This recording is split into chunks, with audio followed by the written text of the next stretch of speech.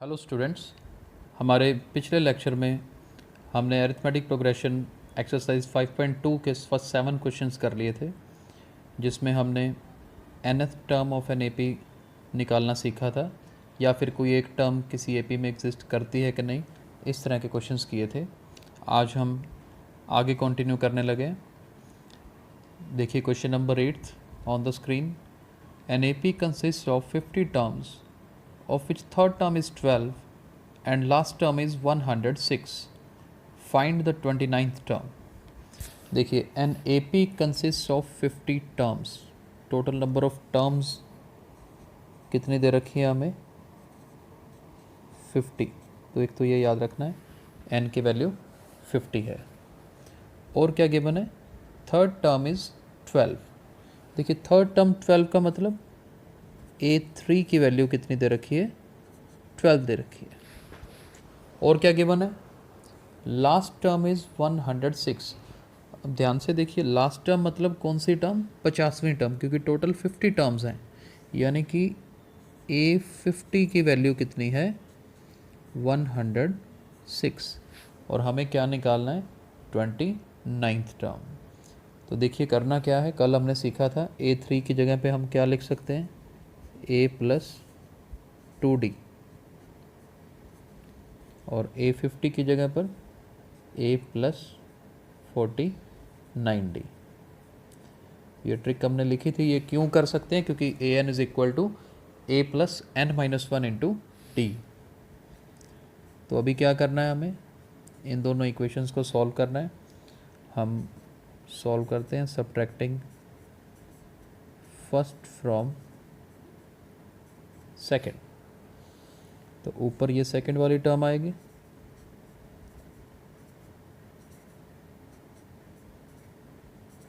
नीचे ये वाली टर्म आएगी। सब्ट्रैक्टिंग में क्या करते हैं? साइन चेंज हो जाते हैं। तो लास्ट में हमारे पास बचेगा क्या? ए और ए कैंसिल हो जाएगा। 49 - 2 47D, और 106 में से जब 12 माइनस करेंगे तो 6 में से 2 जाएगा 4, 10 में से 1 गया तो 9, राइट। तो इसका मतलब आगे इधर कर रहे हैं, D की वैल्यू कितनी आ जाएगी? 2 आ जाएगी। 94 को जब 47 से डिवाइड करेंगे, we will get value of D as 2। फिर क्या करेंगे? इसी D की वैल्यू को किसी भी इक्वेशन में, फर्स्ट में चाहे सेकंड में पुट करिए A की वैल्यू निकालने के लिए। तो A+2, D की वैल्यू कितनी है? 2।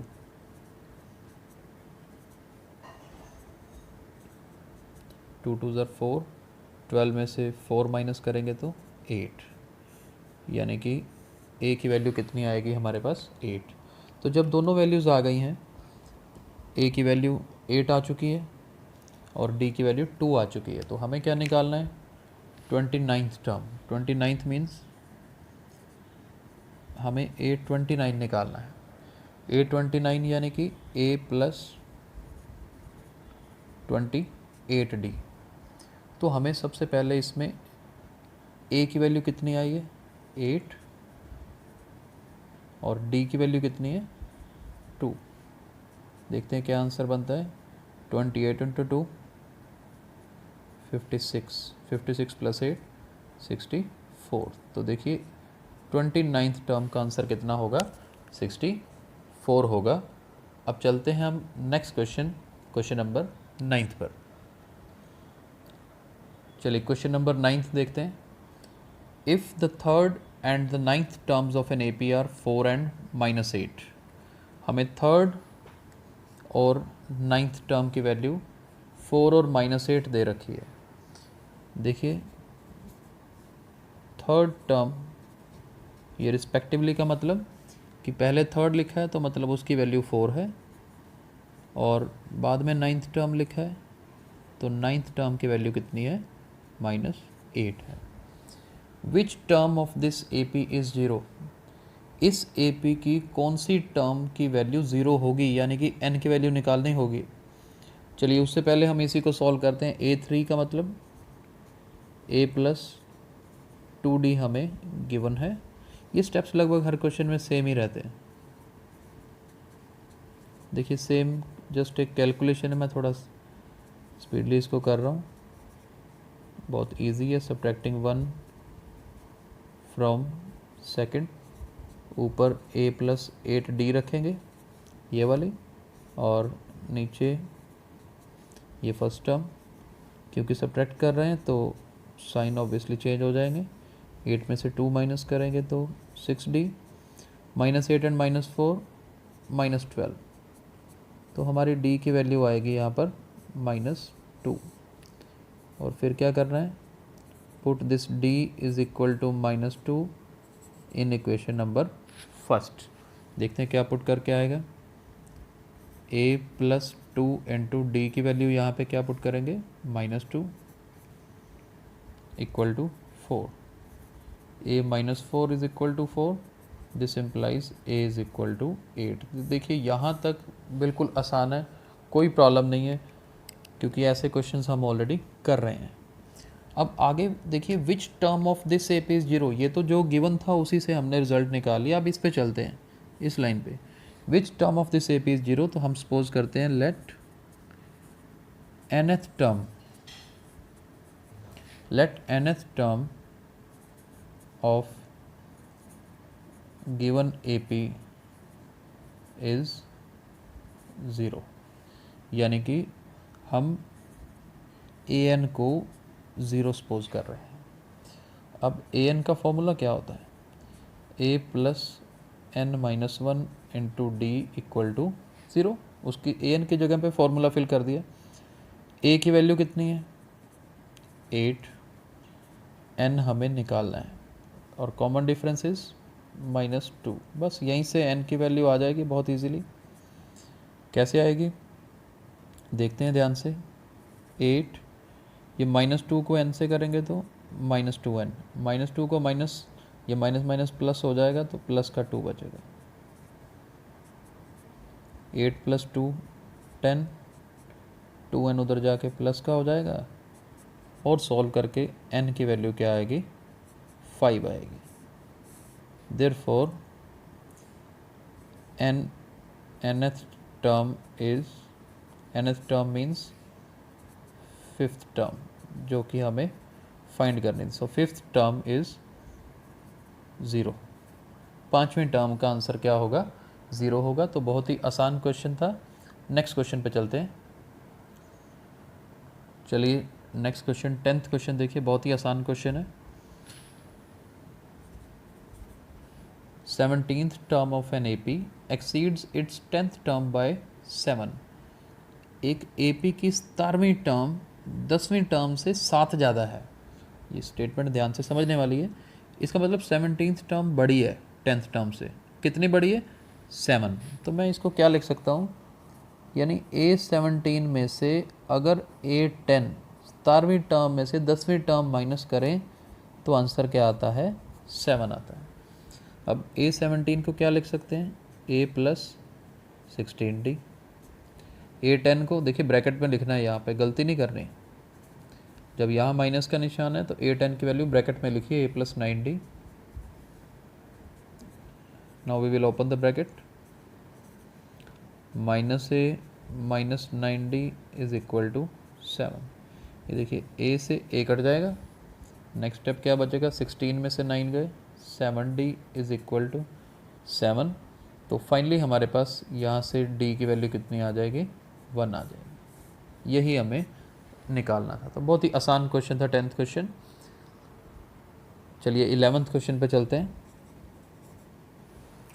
विच term of this AP will be 132 more than it's 54th term. AP given है, देखिए कहता है इस AP से विच term of this AP will be 132 more than 54th term.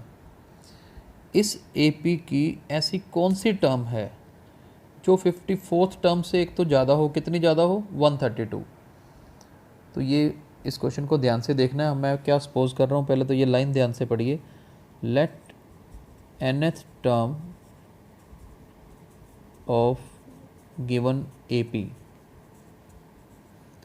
is 132 more than its 54th term. तो ध्यान से देखिए, जो हमें निकालना है हमने nth टर्म उसको सपोज कर लिया। इसका मतलब क्या हुआ कि जो an है ये 54th टर्म से 132 बड़ी है, यानी कि 54th टर्म में 132 अगर ऐड करेंगे तो nth टर्म बन जाएगी। बस इसी को एक फॉर्मूला लगा देना है, ए एन की जगह पर a plus n minus one into D. A54 को हम क्या लिख सकते हैं, a प्लस 53d और साथ में क्या है 132। बस इतनी सी ट्रिक और इतने से स्टेटमेंट को यूज़ करके सीधा n की वैल्यू निकालनी है। देखिए a से तो a सीधा सीधा कट गया है, वो फिल करने की ज़रूरत भी नहीं पड़ी यहाँ पर। n minus one common difference देखिए यहाँ से पता लग जाएगा, 15 में से 3 माइनस करेंगे तो 12। यहाँ भी d की वैल्यू 12 फिल करनी पड़ेगी। ब्रैकेट सॉल्व करते हैं, 12 इंटू n 12n माइनस 12 और आगे ये देखिए 53 को 12 से मल्टीप्लाई करना है। 12 3 ज़ार 36, 6 3 कैरी, 12 5 ज़ार 60 एंड 3 इट बिकम्स 63। तो 636 प्लस 132। तो बस कैलकुलेशन, आसान सी कैलकुलेशन है इसमें n निकालने के लिए। 12n इज़ इक्वल टू, अभी इन दोनों को हमें ऐड कर देना है, 6 और 2 लास्ट टर्म में ऐड करेंगे तो 8, 3 प्लस 3 6 एंड 6 प्लस 1 7।